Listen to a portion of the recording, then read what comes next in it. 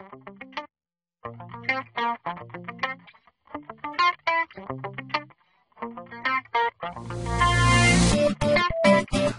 Rick Juskow and the English Puzzle Project.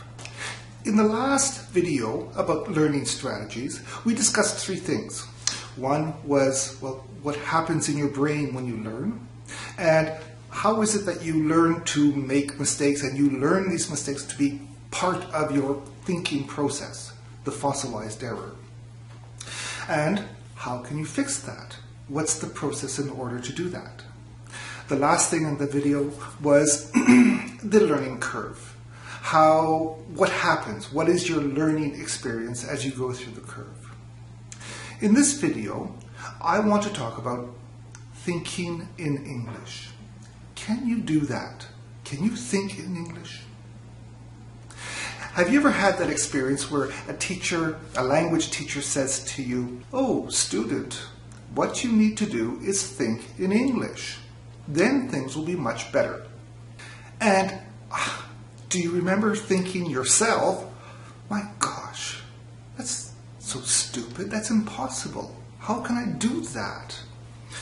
Well, you can. And in order to present this idea, I need to first of all start by telling you a couple of little anecdotes, a couple of little stories. The first story I'm going to call Mary in the CBC interview. Now, this happened a long time ago. I can't remember when, but some years back, and I was at home and I was, I suppose, correcting, chatting, doing something, and as usual, I had the radio on. And I was listening to the noon-hour radio show in Montreal here, and there was an interview with a professor from McGill University, and she was talking about, I don't know, because I was not really listening. I was doing other things. But at some point, the conversation started to change and come around the concept of speaking different languages. And as soon as I heard that, because I'm a language teacher, my ears pricked up and I said to myself, "Oh, okay, this is interesting." The host said, when I speak English or when I speak French, I find I change. I change whole personalities. Now, the lady who was being interviewed from McGill, some very intelligent woman who, part of her job was traveling around the world and giving lectures at various universities in different languages, because just by chance she happened to speak, I think, 4 or 5 different languages. For 1/2 of a second, she just reflected and she said, "Yeah, you're right. When I'm here, I'm talking to you, and I'm Mary." I can't remember her real name, but just for the sake of example, I'll say Mary. And she said, I'm talking to you, and I'm this English girl, and I'm Mary. But when I go to Italy and I'm in Roma, I'm not Mary anymore. I change and I become Maria.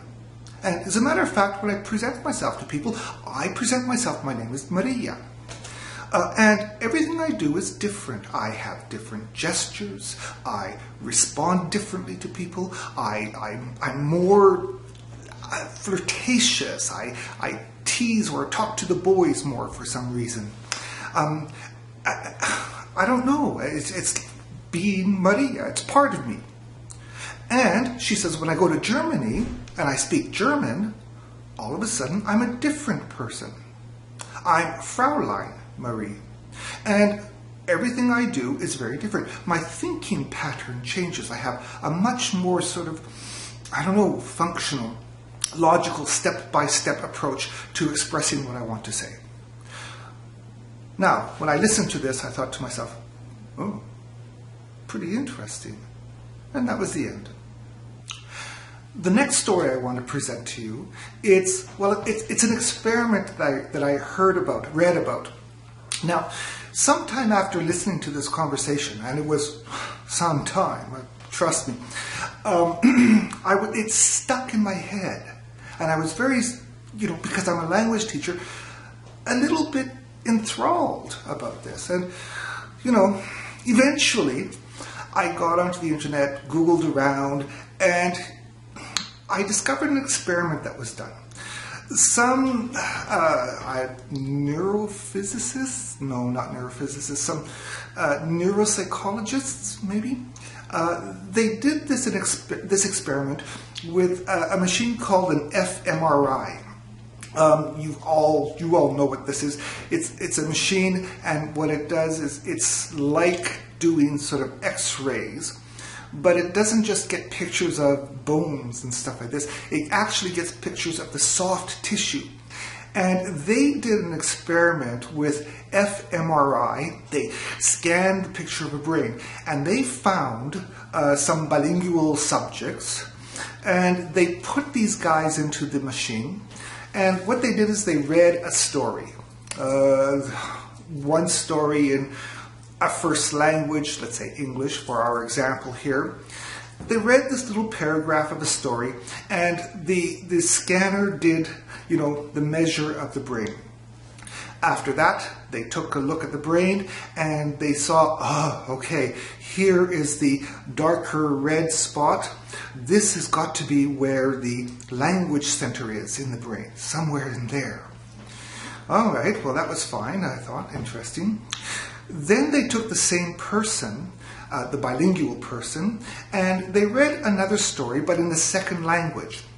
And they did the same thing. They took a scan of the brain, and, after that, they did an analysis of the pictures, and they discovered that, again, there was a red spot in the brain. But what else did they discover? The red spots were not exactly in the same place. They were somehow divergent. They were a little bit different. And that seemed to imply that, wow, then there's language one part of the brain, and then there's another language part of the brain. And very often when I talk to you in class, I talk to you about using your English brain. And what do I talk to you about when I'm saying that? That is the part where you are actually thinking in English. Now, I know I haven't explained it yet, but this is only the second story. And we have to understand these stories so that we can get these ideas together and understand the concept of what we're trying to do when we're learning and producing a second language. The third and last anecdote that I want to talk to you about, this is a weird one. And I'm going to call this Rick and washing dishes. At my house, I tend to be the type of guy, I like to take control of the kitchen. I enjoy cooking. It's something that's really pleasurable for me.